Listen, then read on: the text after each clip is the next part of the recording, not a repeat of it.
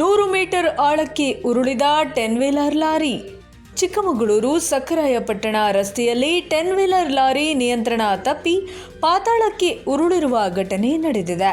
ಚಿಕ್ಕಮಗಳೂರಿನಿಂದ ಸಖರಾಯಪಟ್ಟಣದ ಕಡೆಗೆ ತೆರಳುತ್ತಿದ್ದ ಲಾರಿ ಏಕಾಏಕಿ ರಸ್ತೆಯ ಎಡಭಾಗದ ಡಿವೈಡರ್ ಮೇಲೆ ಹತ್ತಿಕೊಂಡು ರಸ್ತೆಯ ಬದಿಯಲ್ಲಿದ್ದ ಮರಕ್ಕೆ ಡಿಕ್ಕಿ ಹೊಡೆದಿದೆ.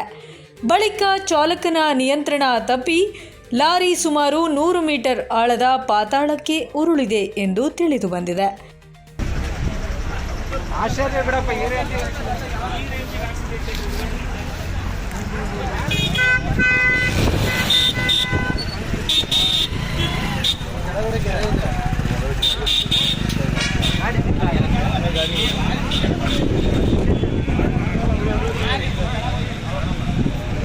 ಘಟನೆಯಿಂದ ಲಾರಿ ಸಂಪೂರ್ಣವಾಗಿ ಕೆಳಭಾಗಕ್ಕೆ ಉರುಳಿದ್ದು ಅಪಘಾತದ ತೀವ್ರತೆ ಕಂಡುಬಂದಿದೆ.